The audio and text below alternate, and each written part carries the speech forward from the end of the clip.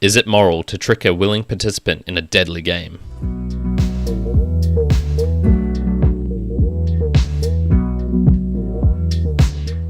Welcome, Mere Mortalites, to another episode of the Mere Mortals Book Reviews. I'm your host here, Kyron, live as always, 11 a.m. Australian Eastern Standard Time on a Wednesday, on here the 18th of December 2024. And as you might surmise, this is the book review podcast where I talk about how I was buggered as a kid. Okay, no, that's really messed up, actually. I probably shouldn't have said that. But there are buggers in this book, and there are plenty of kids in this book that we have today. Ender's Game by Orson Scott Card, the award-winning classic of war and survival. Now, this book was published in 1985 with a very slight revision in it. Which was related to some Cold War things that kind of happened in this book, but yeah, whatever. 326 pages in length, but the writing is rather large.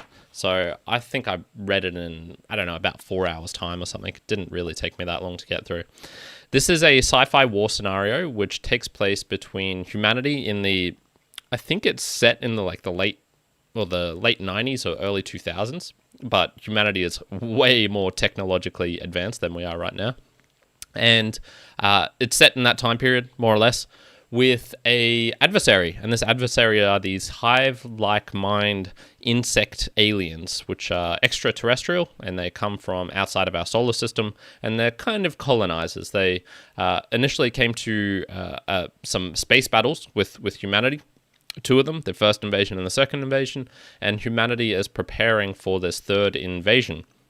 And what humanity has decided to do is that we need the kids, man. We need these kids to fight these aliens. So they're recruiting all of these kids to be these strategic battle commanders, and basically they're sending them up into space to these battle schools, and they're fighting against each other to get them prepared to fight these aliens, more in the strategic sense of space battles rather than hand-to-hand combat or anything like that. This book is focused in particular on the titular character, Ender, and his name is Ender Wiggin. He's 6 years old when we first meet him, and he's basically a genius. What we see throughout this book is his progress in becoming a better strategic commander. He goes off to these battle schools, but we also see there's a lot of manipulation going on. A lot of rather bad things happen to him, and he has to do some pretty brutal things to save those that he loves. This book is split into 15 chapters in total with, I don't know how many pages per, probably like 30-ish pages per chapter, something like that. And at the start of each chapter, it usually has a name. So we have here the Giant's Drink on page 6. Usually the name is actually referring to a character in the book, such as Valentine, who is his sister, Peter, his brother, or an event that's happening, such as launch or drink or battle ghoul, or whatever it is.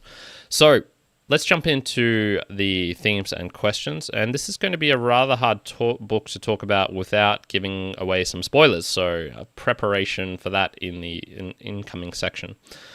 The main theme I want to concentrate on here is sacrifice and manipulation. And this is very closely tied to the concept of the greater good, which we have talked about in previous book reviews in the past. But I want to try and stay in this very similar adjacent lane, but not get into the greater good. And can you give consent to things that are unimaginable? Is it possible to take back consent after the fact? And if you agree to give up everything, do you have any rights? And these are fairly pertinent questions that we arrive at after seeing how Ender Wiggin is treated in this book. So the setup for all of this, we have the military saying yep, we want these children, but they want them to be volunteers rather than drafts. They want them to be willing participants in this game. So we see right at the start that Ender, whilst forced into from the very get-go, a very unique and violent situation, he eventually is talking to, I believe his name is Colonel Graf, and Graf is like, hey, look, you can come up to the battle school. We're not going to force you to do it. We need you to be willing. But, there's very much a tipping of the scales to get what they want out of these people. So we see it's already on shaky grounds. 50% of the reason he goes is because he wants to save his sister, Valentine, and humanity. And 50% is because he's scared shitless of his psychopathic brother, Peter, who is also a genius. And his sister is also rather a genius. There's a whole family of geniuses.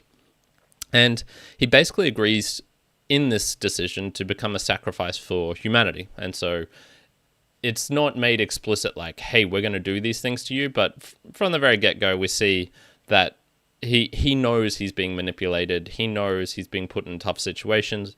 The colonel, the Graf, and all of these commanders and stuff, they make it very apparent, like, hey, we're going to do and make this as hard for you as possible because this is going to make you a better commander, a better leader.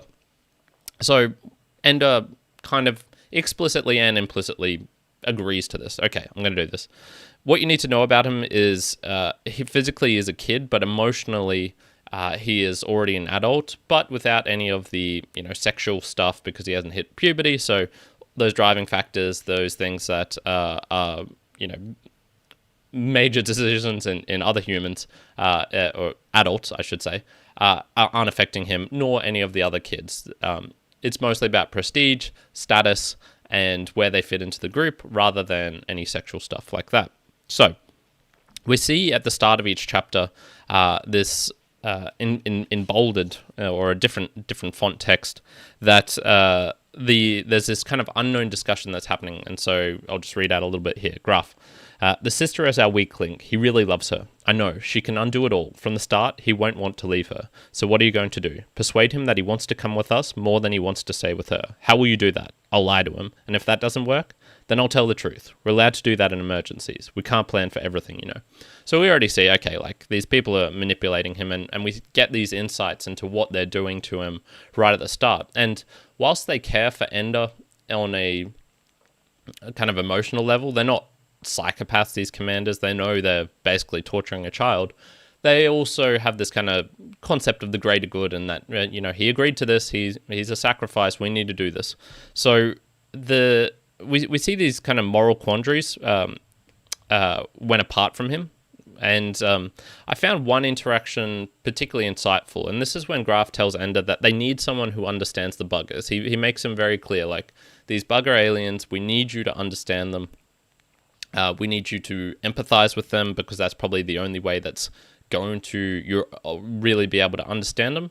Yet, despite that, we need you to kill them for humanity's sake, and you must defeat them. The interesting part of that interaction, I think, is he didn't press home the need of the why of all of this, and why would it be critical to defeat them? There is no moral claim made in this that humans are better than them. Explicitly, perhaps implicitly, this is understood, but there's no forceful statements that the buggers have an invalid point of view, and that that everything that is happening is just and right. It's not explained. Ender's a smart kid, and he sees through the bullshit really quickly. He sees that, okay, these people are manipulating me. Okay, they're lying to me. Okay, the purpose of the international fleet is to train killers, and that humanity are actually the aggressors in this third invasion. He knows, like, hey, we're preemptively going to their homeworlds, to their colonies, to their planets in this third invasion. So, we are, in some extent, the aggressors in this. Well, some extent, we are the aggressors in this situation. Although they started it, and so there's plenty of justifications as to why this needs to happen, but it's all kind of very flimsy, I would say. And he sees the tricks they pull. One is Valentine's letter, which they send to him after censoring all of his communication with his parents and his family, which they get him to get past like a mental block that he's having. And then also her appearance at the lake when he's moving on to this next step in his career, if you want to call it that. And once again, drive home the need, like, hey, you're doing this for someone that you love, but they're pulling the strings of it. They're very much tilting the balance. And how they force him to hurt others for his own safety. And one spoiler avoided is the aftermath of these aggressive self-defense situations that he's put in. So there are going to be some spoilers from here, though. The manipulation continues, as does the degradation of Ender. He physically starts falling apart as he's getting into the later part of this book, and the training is undergoing even more intense things. He's not getting enough sleep. He's being put in situations where He has to make very tough decisions to win these games. He's pushing his little sub-commanders, which he has under him, to extreme lengths and pressure. Some of them start to crack, and he has to make decisions to swap them out or to do different things. And spiritually, I think he's also wavering, where he's like, what is the point of all this? Like, there's just so many constant battles. This training just will not end. And that this is all just in preparation for the actual battles that will come, the real things. After the final battle, he realizes he actually has been tricked once again, and that this whole process he was going through after the battle school and when he gets into the command school was actual battles. He was sending real human fighters into real battles, even though he thought it was still all training in a game. He was taking it seriously, yet he didn't know, like, he made a whole bunch of sacrifices. He threw away fleets of ships. He made poor decisions, which got real humans killed.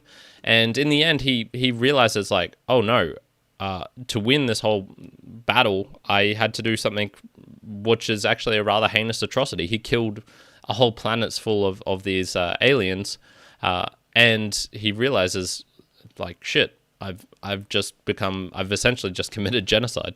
And to boot, after all of this, right at the end of the book, he gets no rewards as a hero, only ostracization and power games and being manipulated as a tool.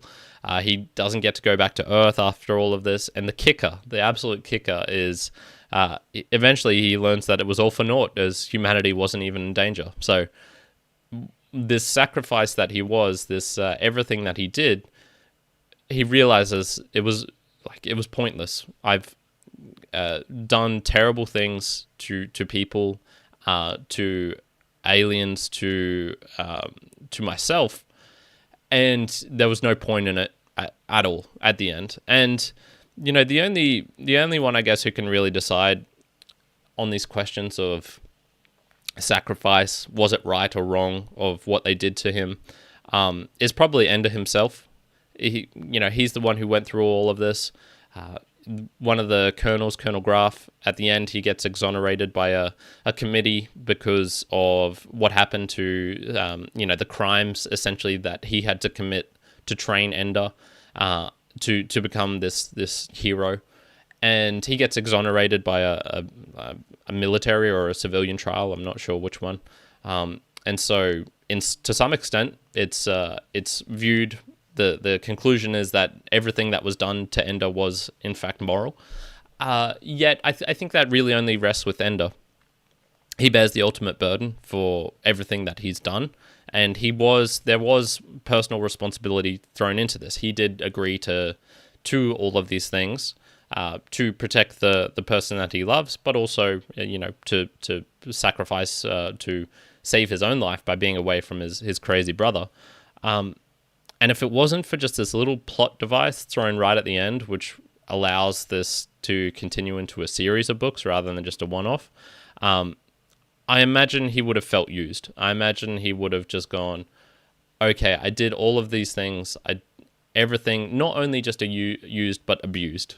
He was put into situations where if this happened in, like, real life and in just a family home, and the international fleet with all its commanders was actually just, a mum and dad, you'd go, okay, this kid was certainly abused. Probably the closest analogy would be a family forcing their kid to become, a soccer superstar and training him mercilessly day and night to get to these, levels where he'll become the best in the world or something like that. So, who gets to decide? Well, putting aside consent issues of a 6-year-old being able to agree to anything, no matter how genius he is, he knows nothing of the world and how to make, logical, informed decisions.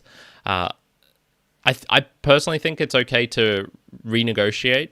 If you wanted to put this in a bad sense, it would be to backpedal or to break your word once more information becomes available. And so, at any point of this cycle of him going through this battle school and realizing, like, oh, they're just manipulating and tricking me. Oh, they're doing this to me now. Oh, they've lied to me in this extent. Oh, is this actually the reality of what's happening, or is this is this just another trick or another game? I think at any point in that cycle, if he wanted to say, I agreed to all of this, but when new information comes up, you can actually take away that consent mid-process. I probably would say you're not allowed to, because this could happen in sexual situations, for example, where a guy and girl have sex, and then after the fact, one of them regrets it. I don't think that's permissible to then say a crime was committed if consent was given at the start. But certainly going forward, you then have the moral right to say, like, no, I don't want to participate in any of this. So it was an unfair situation he was put in, one where it was essentially, you give us everything and we take everything. And it's honestly a kind of a brutal book in that respect. So willing sacrifices, yes, he was a willing sacrifice, but geez, he got tricked a lot. And can you consent to things that are unimaginable?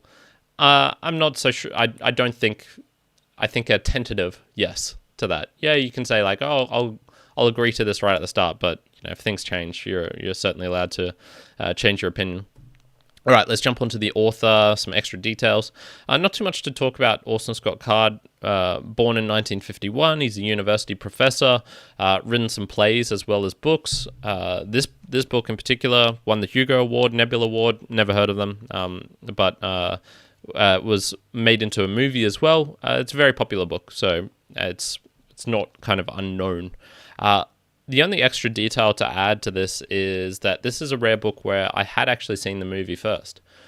I don't know how long ago. I'm going to say at least a decade. But the twist ending of this really stuck with me. And so even when I was reading the book, I knew what was coming from the very get-go. So, even though I gave away some spoilers here, it was also somewhat spoiled for me. So the tragedy of abuse of book review spoilers is continuing along down through the generations now. So, lol. All right, let's jump into the summary. Similar books recommendations. On the surface, it's a rather fun book about sci-fi, kids, aliens, war. You'd maybe think like, oh, okay, this is kind of interesting. Right? Child geniuses as well. But once you dig into it, man, the whole thing is just morally reprehensible. There is unjustified violence, emotional manipulation, manslaughter, political bullshit, constant lying, and to top it all off, a nice little genocide right at the end. That being said, it's very compelling reading, and I did quite enjoy the story. I found it very interesting. Worthwhile going through and reading. So overall, I'm going to give Ender's Game by Orson Scott Card probably a 7 out of 10. I reckon I would have given this higher, 7.5, maybe even an 8, if I didn't know what was coming. Because I do like those twist endings where a book can really make you feel something and go like, oh shit. So I would have given it higher, I believe, if I didn't already know what was coming. So there's a whole bunch of sequels to this, as this is the first in a series. And as I mentioned, there was a little plot twist, or not a plot twist, a plot device right at the end, which then allows the continuation of Ender and his journey through space and his interaction with buggers and things like this. I actually personally think it would have been an even more impactful book if they didn't have that and it just ended off as like a brutal realization by Ender that he'd just been tricked and manipulated and that essentially his life was worthless. I think that would have really set this book apart, I feel. But, it's a kid's book. Kids probably don't really want to have that sort of brutality thrust upon them. Don't expect me to cover the sequels in the future. One thing I've realized about myself is I'm not actually that really interested in reading series of books where they tie up with one another, as evidenced by myself reading Dune and then having no real desire to read the rest in the series. The only series I read, I was more of a series person when I was a kid, reading Del Toro Quest and the Alex Rider series, Artemis Fowl, things like that. Nowadays, it's not so interesting to me to have a continuing character going on, which I think partly explains why I don't really read fantasy sci-fi as much. or if I did read sci-fi, it'd probably be more along the lines of Isaac Asimov, because those are usually just one-off little books that he has, or bigger books, rather than an extended series of Game of Thrones, for example, or things like that. So, the only other thing I'd maybe recommend reading from this is there is a very short story called The Ones Who Walk Away from Omelas by Ursula K. Le Guin. And it has a very similar, interesting aspect about sacrifice, this time not willingly, but kind of touching upon the greater good and what more as an outside observer would do after looking at these things. So, imagine this book, but told from the person point of view of perhaps Graf, who participates in this, or perhaps even one of Ender's fellow school children, cadets, battle school commanders, and them realizing what's been done to him. That would be a interesting book to have on that regard as well. Okay, we're getting towards the end here, and let's jump into the value for value section. I really would love if you would share this podcast if you're with someone who has a fellow desire to read, to explore into these books. I do all of this up front, and it's available anytime, anywhere for free for you. All I ask is that you just return some of that value back. A share, a like, a comment on the YouTube channel is great. Word of mouth in real life, I love to get some book recommendations. And the final way is via sending some monetary support. We did see that last week with a PayPal coming in from our friend Vratislav. And we've also got a Boostergram this week, which is where you can do it directly within the podcasting app. And this was by Deezlaughs. He sent 123 Satoshis, sent using Fountain, the Fountain app. And he just says, keep up the great work. And then a pointing hand at me. Oh, thank you, man. Very much appreciated, Deezlaughs. And I certainly will keep up the great work. Perhaps that was addressed to Juan, though. So who knows? Both of us will have to keep up the great work. So very much appreciated. If you want to know more about how to do that and get a shout out, meremortalspodcast.com/support. And we've got a section there on how to do that. And speaking of keeping up the great work, we are live here on 11 a.m. Australian Eastern Standard Time on a Wednesday, and I will be live this very same time next week. And, actually, will I? It might be Christmas. I'll probably still be live. Yeah, I'll do Christmas stuff in the afternoon. And what I want to talk about is what's coming up. What are the next books? So, finally, it's going to happen. I am almost finished reading this one here, Memorias Póstumas de Brás Cubas, Machado de Assis. I'm going to do it. I think I've only got like 20 pages left to read. I will get through that this week. I promise you that. I have almost finished Devil Take the Hindmost by, I've forgotten his name. I'll remember that shortly. And a little surprise, unexpected book coming up is an autobiography, which I didn't really plan on reading, but is come to me for one reason or another, but I'm going to keep that as a surprise for those coming into the new year will be when I do that one. So lots of stuff coming up, exciting things. Juan's also still doing his book reviews as usual. So we're going to leave it there for today. Thank you everyone for joining in. Hope you're having a fantastic day wherever you are in the world. Hope you have a fantastic Christmas coming up and a fantastic New Year. We're going to be keeping on doing these book reviews for the foreseeable future. So very much appreciated. Ciao for now. Kyron out.